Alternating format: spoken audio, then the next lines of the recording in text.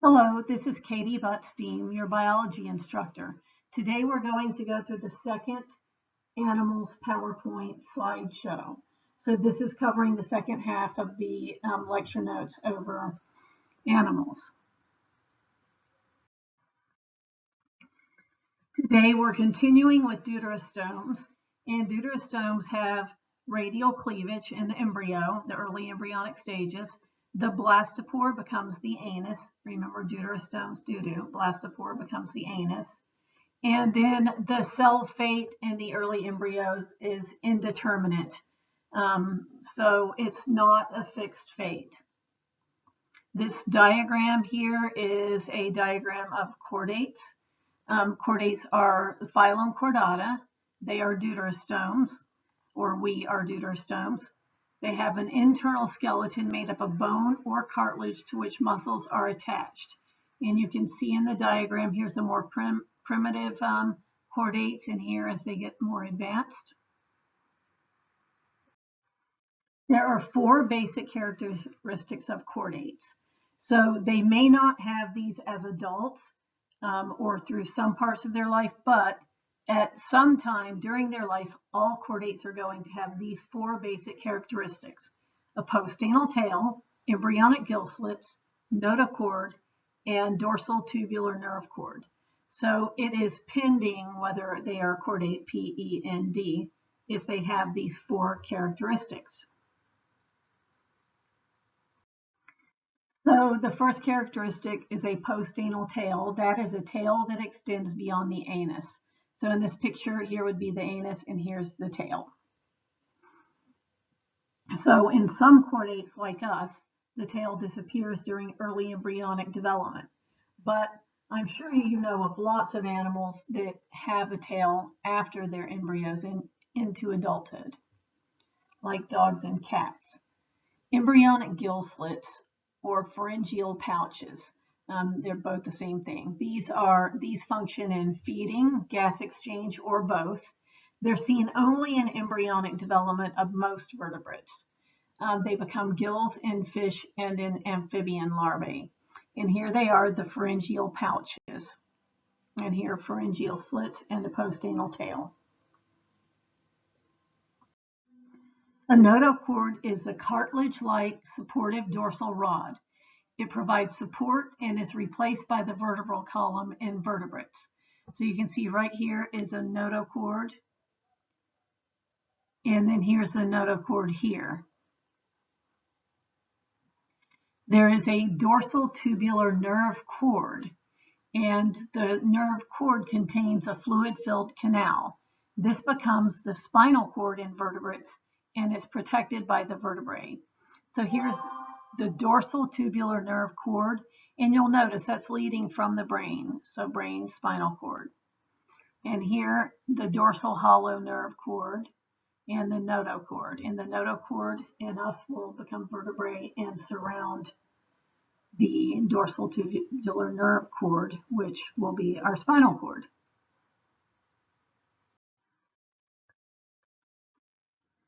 So this diagram shows basically the classification of chordates, and you can see the ancestral chordate had a notochord, and they're here.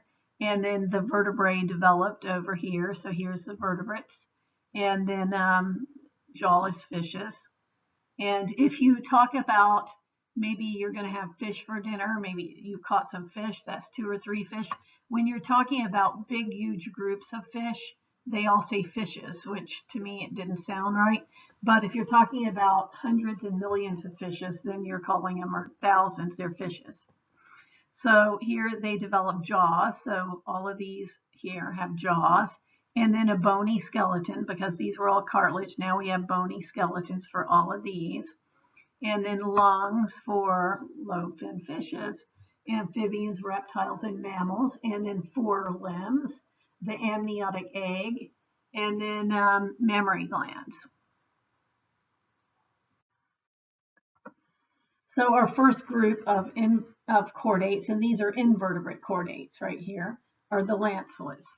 There's 2 groups of invertebrate chordates, the lancelets and the tunicates. So lancelets are also called cephalochordates, and they are marine invertebrate chordates found in shallow coastal waters. They're buried partly in sandy substrates, and they're filter feeders.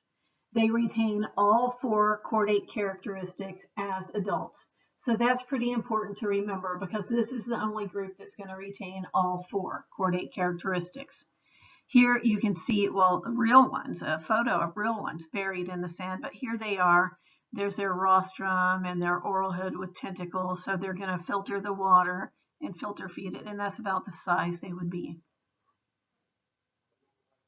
So those are the lancelets. Maybe you can say they look a little like lances. Now, sea squirts, they're also called tunicates or urochordates, but you just have to know sea squirts because it's bolded and it is underlined, and the other ones are in parentheses. So these are invertebrate chordates. The body of the adults is composed of an outer tunic, so that's why they're called tunicates. And when you get a tunic, you know it's a large shirt if you're going to go shopping and buy a tunic. But here it is, an outer tunic. When the sea squirts are disturbed, they have an excurrent siphon that squirts out water. And here is the excurrent siphon right here, and X for water exiting. They take in water through the incurrent siphon. But that's why they're called sea squirts, by the way, because they're disturbed and they squirt out water. The larvae are bilaterally symmetrical, so they're going to have the 2 mirror image sides. And the larvae have all 4 chordate characteristics, but the adults undergo metamorphosis and they become sessile. That means they're attached.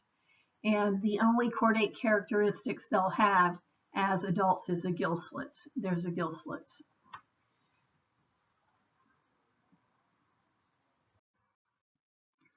So here are a bunch of tunicates or sea squirts. So we looked at phylum Chordata.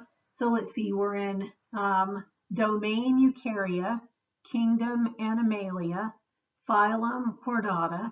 Now we're looking at subphylum Vertebrata because all these taxonomic groups have subs and supers and things in between them. So subphylum Vertebrata. And they're still chordates, so chordate vertebrates. So characteristics of vertebrates, as embryos, all vertebrates are going to have the 4 chordate characteristics, P-E-N-D. Remember postanal tail, embryonic gill slits, notochord, and dorsal hollow nerve cord. All embryos have that. But vertebrates also have these features, and make sure to know all of these. They have a vertebral column. That's why they're called vertebrates. They have a skull, or we have a skull. You know people have a skull. And they have an endoskeleton, and that means the skeleton is inside the body. And that's different from when we looked at the insects and the arthropods, and they had an exoskeleton. We also have internal organs. So for the vertebral column, the embryonic notochord is replaced by a vertebral column. And remnants of the notochord are seen in the intervertebral disc. So these little discs between the vertebrae, which they're not blue, but here they're colored in blue. And here's going to be the ectoderm, the neural tube, and the notochord. And then look, that develops into vertebrae. And the spinal cord ends up right inside the vertebrae, running through it. The vertebral column is part of the endoskeleton and is evidence of segmentation. So you can see that segments of it. The skull encases and protects the brain. There's a high degree of cephalization, and remember that means you have a lot of the nervous system in the head, a head area for that, and senses. And the vertebrates are going to have a high degree of cephalization and complex sense organs. For the endoskeleton, that's an internal skeleton that protects internal organs and serves as a place for muscle attachment. So here, the endoskeleton of us, and there's all these other vertebrates that have endoskeletons also. So internal organs, vertebrates have a complete digestive system. And that means you have food goes in at one end, the mouth, and then the digested leftovers goes out the other end, the anus. So remember, a lot of the animals we saw before had, well, at least especially the first few groups, they had the food went in and out at the same place. I am so happy that we don't have that, though. Vertebrates have a large coelom. They have a closed circular, or we have a closed circulatory system. So all of our blood is in blood vessels. For our respiratory system, it's either gills or lungs. We don't have all those different ones that you saw in the insects or in the arthropods. For the excretory system, we have the kidneys, and the kidneys excrete nitrogenous waste and regulate water. And that nitrogenous waste, when we eat proteins, then remember the amino acids had a nitrogen or an amino group, which an NH2. So we have to get rid of the nitrogenous waste. Usually there is sexual reproduction with separate sexes in vertebrates. Here are two examples of vertebrates, and you can see, well, they're diagrams, but the internal organs. If you've ever done a dissection of a frog or a fetal pig, you've seen lots of internal organs. And look, they're pretty similar that you're looking at here, although these are the lungs up here on the frog, and these are the lungs here, whereas that's the liver here on the frog, and there's the liver. But you can see the stomach, you have the small and large intestine. Here's the stomach and intestines of the frog.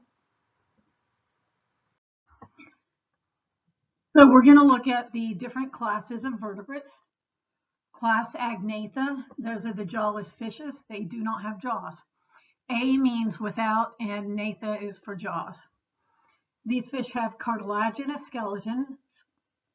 They have, so they're made of cartilage. They have notochords in the adults. They have smooth skin with no scales, cylindrical bodies. They are ectothermic or cold-blooded. So this means that whatever temperature the environment is, that's the temperature that they are.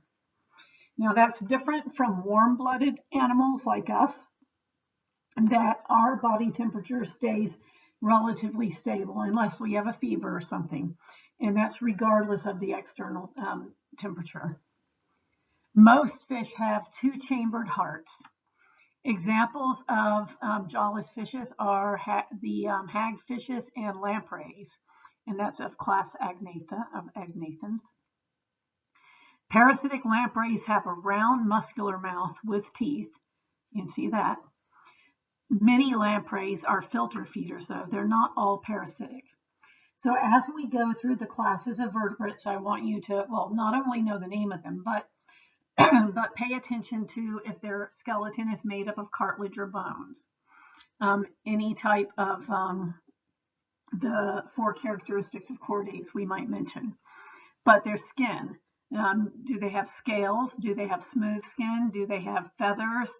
So pay attention to that. Whether they're cold-blooded or warm-blooded, and make sure you know that ectothermic is cold-blooded and endothermic, you keep the temperature within. So endothermic is, or keep the warmth within, is warm-blooded. Also, the number of chambers in their heart and their spaces in the heart that the blood flows through. And you'll see 2, 3, or 4 chambered hearts. You'll also see single loop and double loop circulatory systems. So pay attention to those. The next class is class Chondrichthyes, and these are marine cartilaginous fishes. Now, con is for cartilage, so chondrocytes are cartilage cells. So if you see CHON, then think cartilage. These are the sharks, skates, rays, and chimeras, and they have a cartilaginous endoskeleton. So their endoskeleton is made of cartilage instead of bone like ours. Animals in class Chondrichthyes have jaws. They are ectothermic, so they're cold-blooded. They have gills, but they don't have gill covers. So you can see the gill slits here on the shark and no gill cover. They have tiny, flat, V-shaped scales. I don't know if you've ever petted a shark, but it feels really weird anyway. So these are their type of scales that they have. They have a closed circulatory system, like all of us vertebrates, and they have a two-chambered heart. They also have internal fertilization. So that's something also to pay attention to. Internal fertilization is the fertilization happens inside the animal. So that's where the egg and the sperm come together and make the zygote. External fertilization would be like a frog laying a bunch of eggs and then another frog fertilizes the eggs. So our third class of vertebrates is class Osteichthyes. These are the bony fishes. So osteo means bone. If you think of osteoporosis, then bone. Class Osteichthyes are the bony fishes have an endoskeleton made up of bone. So before, the classes we saw had a cartilage endoskeleton, but now bony endoskeleton. Class Osteichthyes are ray-finned. That means they have their fins are supported by a thin, bony ray. Their gills are also covered by an operculum. So right here, it's not just gill slits like you saw with the sharks and such. Class Osteichthyes, animals in that class they're ectothermic, so cold-blooded. They have a single loop closed circulatory system and a two-chambered heart. So here's a heart, there's one atrium, one ventricle, and it's single loop. So you can see the blood goes away from the heart through an artery, and then it goes through capillaries at the gills, so it's going to pick up oxygen. And now oxygenated blood is going to be dropped off at systemic capillaries in the tissues, and then veins are going to bring the blood back to the heart, but it's just one loop. So here's the difference. This is a human circulatory system. We have a four-chambered heart, and the blood goes in, the deoxygenated blood from the body comes in at the right atrium on the right side, and then it's pumped to the lungs. And at the lungs, it picks up oxygen, gives off CO2. So the oxygen that we inhale and exhale the CO2. And then the oxygenated blood goes back to the heart. So that was one loop, the pulmonary loop, heart to lungs and back to the heart. Then the left side of the heart is going to pump the blood out through arteries going away from the heart, and then capillaries, and then the oxygen is going to be dropped off at the tissues and the CO2 is going to be picked up, and then it's going to bring the blood through veins back to the heart. So that's a double loop, and this is what we have, the pulmonary loop and the systemic loop, whereas fish just have a single loop. We have a four-chambered heart, fish just have a two-chambered heart. And these, again, are actually the bony fishes that we're talking about. Class Osteichthyes has scales. And these scales, you can see them over here. There's different types of them, but they're different than the shark scales. They have a well-developed nervous system and separate sexes. The majority of class Osteichthyes undergo external fertilization, which is fertilization outside the body. The females are going to deposit the eggs, and the males deposit sperm into the water over the eggs, and that's how the eggs are fertilized. Examples of class Osteichthyes are trout, bass, perch, flounder, things like that, or fish like that. Our next class of vertebrates is class Amphibia. These are the amphibians. These are the frogs, toads, newts, salamanders, and caecilians. And you can see a lot of amphibians here. Like there's a big egg mass over here. Amphibians are tetrapods. They have 4 limbs. So these are the first tetrapods that we've seen. They have a well-developed skeleton for locomotion. And locomotion is just moving from one place to another. Amphibians have smooth skin with no scales. So that's something important to remember. Their moist skin assists in water balance, respiration, and temperature regulation. And if they have lungs, the lungs are small and they're going to be supplemented by gas exchange across the skin. So you saw those little tiny lungs in the frog dissection diagram compared to the fetal pig lungs.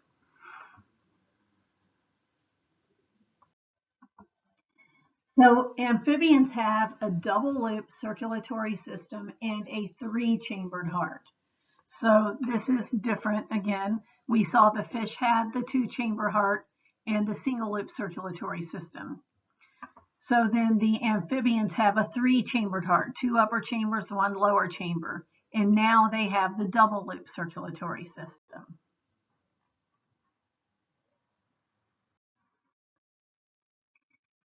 Amphibians have sense organs that are adapted to life on land. They have larger brains than the fishes. And you can see this little tiny brain here for the fish. And here is a frog brain. They have a specialized tongue that's used for catching prey. There's a frog. They have eyelids that keep their eyes moist. So you can see that eyelid coming up from there. And their larynx or voice box produces sounds. And you probably all know that come springtime, you'll hear all the frogs out.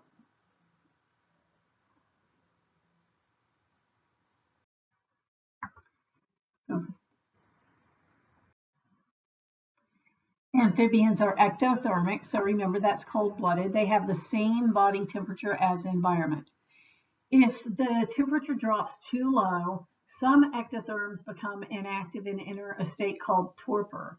And torpor is a state of lowered physiological activity characterized by reduced metabolism, reduced heart rate, reduced respiration, and a reduced body temperature. So a torpor is similar to hibernation, but torpor is not for a fixed amount of time.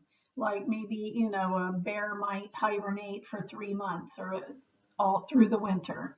But if it gets cold, a frog can go into torpor and then it might come back out of torpor once it warms up a little bit. And that could be for a week or a month. Amphibians shed eggs into the water for external fertilization. So you may have seen some big masses of frog eggs in the water. The young are aquatic larvae with gills. So you've seen tadpoles before, and there's tadpoles still in the eggs. And here you might have seen tadpoles swimming around, and maybe tadpoles that have little legs starting to form, and then a frog with still a long tail. So then the tadpoles usually undergo metamorphosis as adults or into adults. So here's some more amphibians. I really like amphibians because they're cute. Our next class of vertebrates is class Reptilia, the reptiles. These include crocodiles, alligators, snakes, lizards, tuataras, skinks, turtles, and tortoises. And class Reptilia is fully adapted to life on land. And that's not what we saw before with the amphibians. They need the water for reproduction. A lot of them live or at least spend a lot of time in the water. Their eggs will dry out if they're not in the water. But with reptiles, they're fully adapted to life on land. Reptiles have paired limbs adapted for climbing, running, paddling, or gliding. So they're tetrapods. They have the front limbs and the back limbs. They have thick, scaly skin. So that's important. They have scales, and their skin is impermeable to water. That prevents water loss. Reptiles molt several times a year, and their lungs are more developed than in amphibians. They have to be more developed than amphibians, right? Because the reptiles are fully adapted to life on land. And the amphibians are still tied to the water. Reptiles have a 3-chambered heart, except the crocodile. The crocodile has 4 chambers. So you've got 3 chambers, 2 atria, and 1 ventricle. And then it's mixing some of the oxygenated and deoxygenated blood, so it's not quite as efficient as ours. They have well-developed kidneys that excrete uric acid, so there's less water required for that. So here you can see a 3-chambered heart in amphibians. And here's a 3-chambered septated heart that you can see in turtles. So it's got 3 chambers, but one of them has a septum, a little wall between the lower chamber. And then here's us with the 4-chambered heart. 1, 2, 3, 4 clear chambers. And you can see the internal organs of this alligator here. And lung, heart, liver, stomach, intestines. Oh, look, there's a vertebrae and a spinal cord, a gonad, anus, kidney. There's a trachea. Did I mention lungs? Yep. Lots of internal organs. But reptiles are ectothermic, and they have a behavioral adaptation, which you've probably seen them do before. But they sunbathe to warm their body temperature. And maybe you've seen that, a whole like log sometimes. Oh, this isn't a log, this is a hippopotamus. But you wouldn't see that here. But I've seen like a log with a bunch of turtles on it, maybe some rocks, and they're all sunbathing. So reptiles have separate male and female sexes, and they have internal fertilization, not external fertilization. They also have an amniotic egg, and this is really important to remember, that the reptiles have the amniotic egg, and that allows the reptiles to live away from the water, because you can see inside of it, they have the water surrounding the embryo, so it's the amniotic fluid.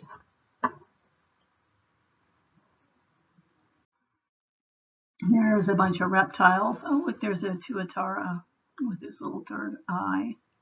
Here's alligator and crocodiles.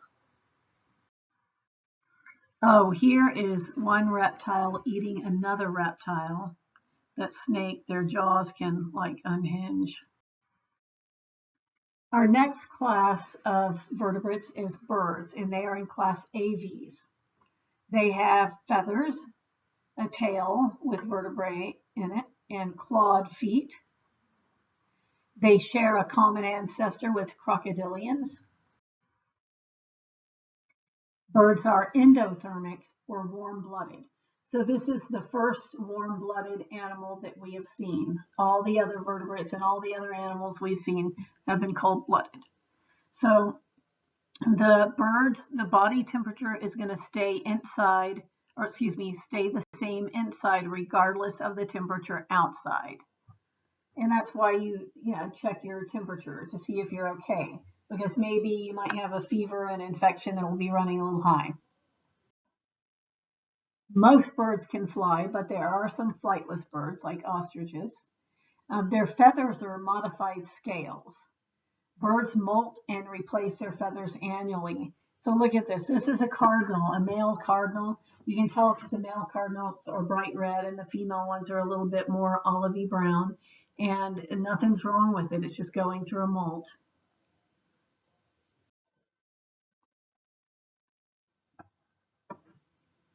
The collarbone of birds is fused, and that's what the collarbone's, the wishbone that you get, the fused clavicles. And that helps them with flight. Birds also have pneumatic or hollow bones, which make them lighter. Look how hollow that bone is there. They have an efficient supply of oxygen and muscles for the muscle activity needed for flight. So that's real important because those muscles really need to have enough energy. And you have aerobic cell respiration, which uses oxygen and glucose to make ATP. So they need to have a lot of that oxygen stored in their muscles. Birds have well-developed nervous system and well-developed senses. They have very acute vision. They have an enlarged portion of their brain that's responsible for instinctive behaviors, so behaviors that they're born with. Bird vocalizations are distinctive and they convey information. And migration allows use of widespread food sources. So here it's showing the GIF showing, or GIF file, whatever they are. but showing the migration of birds. And there's actually bird libraries, and I took a class, 2 classes, but one we had to know or recognize all the bird calls of all the birds in Walker County. And our professor had the biggest sound library in the country at the time, but we didn't have to know all the bird sounds in the country. We had to identify birds by their feathers and by their sounds. And then we'd have to go, our exam, we would go outside and he would point and to a bird. Birds have sexual reproduction. They're male and female birds, and they have an amniotic egg. Like the reptile also had the amniotic egg, so their eggs won't dry all out, and the embryos won't. And look at that nice red male cardinal that's not in the middle of molting, and there's a female. And there's a duck, a male and a female. A lot of times you'll see the male will be brighter, and that's to attract the female, and the females will be duller, and that's so predators won't see it when it's on the nest. So look at all the cute little owls. They're so cute. Look at that. We had an osprey nest. Ospreys come back near where I live. So bird classification is based on beak and foot types and habitats and behavior. So your birds of prey are going to have notched beaks and sharp talons, which are their claws. Shorebirds are going to have long, slender bills and legs. And then waterfowl have the webbed toes and the broad bills. Class Mammalia, these are the mammals. This is the class that we are in. Class Mammalia, or the mammals, evolved from the reptiles. And the first mammals were about the size of mice, a little bitty one. Mammals have hair, and the hair acts as insulation, camouflage, and has sensory functions. They have mammary glands, which produce milk for young, and the mammary gland enables the females to feed the young without leaving them to get food. Because you've probably seen that a bird will fly off and go get food and bring it back to the nest, but mammals don't have to do that. The skull of mammals accommodates a larger brain relative to body size, and you can see here the fish and shark brain. The amphibian or frog brain is bigger, and then the reptile is bigger, and then here the bird brain is bigger, and then here's ours, which it would be a lot bigger and a lot more folds.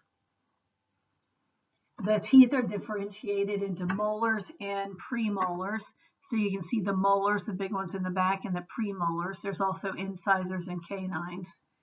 The vertebral column provides more movement for mammals. And that's the same professor that I had the bird class with. We also had mammalogy with him, and we had to know every mammal in Walker County, Texas, by their skin. So you had museum mount specimens of them, and also by their skulls. And I'll tell you this, little mice, they have little tiny differences in their skulls. Mammals have lungs which provide very efficient gas exchange. We have a 4-chambered heart with a double loop circulatory system. Our kidneys are adapted to conserving water, so a lot of the water comes back in from the kidneys, or it instead of going out with the urine. We have a highly developed nervous system and highly developed sense organs and complex behaviors. Here is our 4-chambered heart, the right atrium, left atrium, right ventricle, and left ventricle. So it's a little bit fancier than the other diagrams we saw. And here is a mammal kidney. Mammals have internal development of offspring in the uterus. So here's a little elephant here, and there's a dolphin, which dolphins are mammals.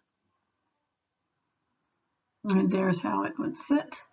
And mammals have live births in most mammals. Not all, but this is live births versus eggs. So before, we just saw, for the most part, eggs. Now, there's actually some fish that do have live births, but for the most part, we saw eggs. And here with mammals, for the most part, there's live births. And there's just a couple mammals that have eggs. So here, looking at mammal diversity, you can see you've got the earlier mammals to other amniotes. Here's the hair and mammary glands here. And we've got monotremes, marsupials, and placentals. Okay, and those are the ones we're going to look at, these three groups. So the first group of mammals are the monotremes. These lay hard-shelled amniotic eggs. So here's the amniotic egg. Oh, look, there's a little one coming out of it. And they have a cloaca. And what a cloaca is they only have one opening for their reproductive system, their urinary tract, and their digestive tract. It's just one opening called a cloaca. The duck-billed platypus and there's the duck-billed platypus and the spiny echidna or spiny anteaters, those are the monotremes. So make sure you hear if there's a thing that says all mammals have live births, that's not true, okay? The monotremes have eggs. Most mammals have live births though. Look how little they are. Here's a duck-billed platypus. So see, it has a duck bill and it has fur. And look at this little tiny anteater. Oh, these are so cute.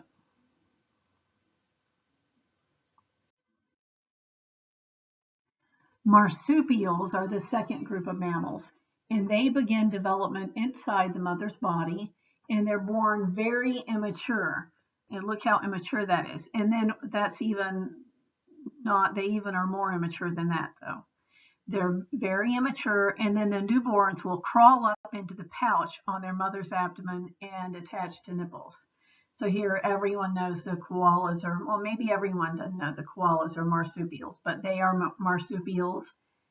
And I think probably everyone knows about the kangaroo being a marsupial and having a pouch, but I don't think a lot of people realize the possum is a marsupial. So look at the little baby possums in that strange looking pouch. And then there they are. There's a koala and it's got a little baby koala. But then here's a kangaroo. So everyone's probably more familiar with that, even though, well, more familiar with it being a marsupial. But we're probably more familiar with possums since we have them here. And look, sugar gliders. And there's a marsupial mole. So, and this right here, a spotted-tailed native cat, but it's not a cat because it's a marsupial. It wouldn't be in this group. So marsupials are most abundant in Australia and New Guinea. They're also found in South and Central America. They include kangaroos, wallabies, koalas, possums, Tasmanian devils, and sugar gliders. And the possum is the only North American marsupial.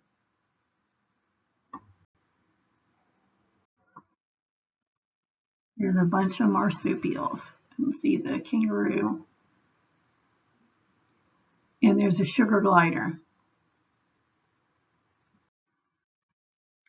Our third group of mammals, and this is the one that we're in, is the placental mammals.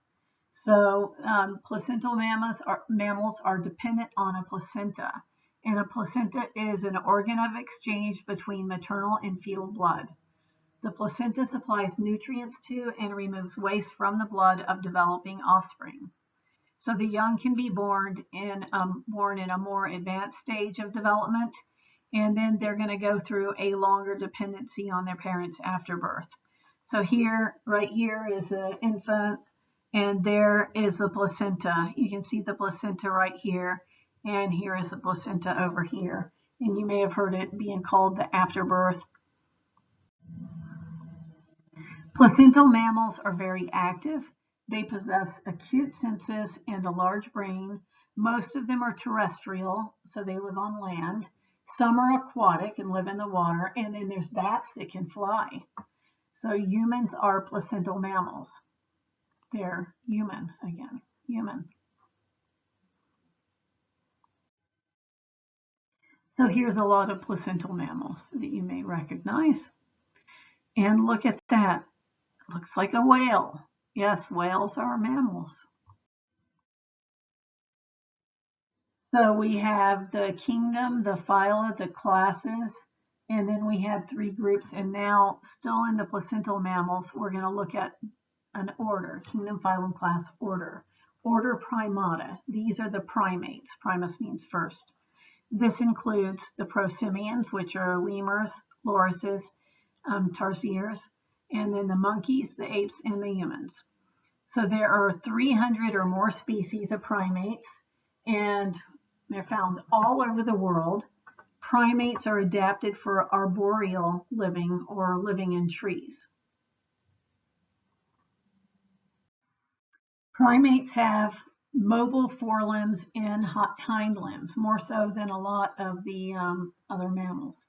So they're very mobile at the hip and shoulder joint.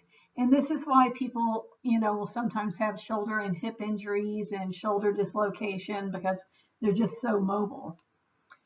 There's 5 digits on the hands and the feet, and primates have flat nails instead of claws. Primates have opposable thumbs. And what that means is you can take your thumb and you can touch all of your other fingers with it. So try that now. Are you doing that? You can touch your thumb to all the other fingers. And that's really important. That's why we can do a lot of things that maybe our pets can't do. Like some of the packagings we can open and use a can opener and things like that. So they have to have us get them their food if it's that kind of food. Otherwise, they can go out and catch a smaller mammal or bird or reptile and eat that. But also, all primates except for humans have an opposable big toe. Primates have the eyes on the front of the face. This allows for stereoscopic vision. With stereoscopic vision, the brain can register a 3-dimensional shape, and primates have good depth perception. And you can see right here the reduced snout, so it's not blocking the vision.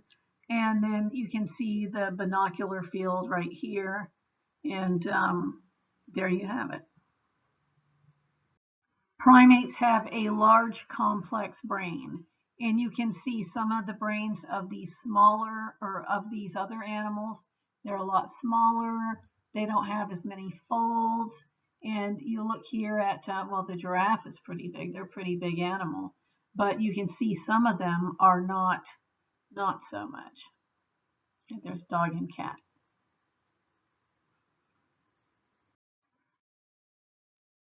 Primates have a reduced reproductive rate, so mostly single births, and an increased period of prenatal care. So there's more learned behavior and there's complex social interaction and not as much instinctive behavior. So here is a rundown of the taxonomy of humans. Humans are Homo sapiens, that's the scientific name. Notice the genus name is capitalized and the species is lowercase, and they're in italics. And we're in kingdom Animalia. Actually, we're in domain Eukarya. And then kingdom Animalia, phylum Chordata, subphylum Vertebrata, class Mammalia, order Primata, family Hominidae, genus Homo, species Sapiens. Make sure that you know this taxonomy here of people. And that's the end of our animal notes. If you have any questions, feel free to email me. Good luck with this material.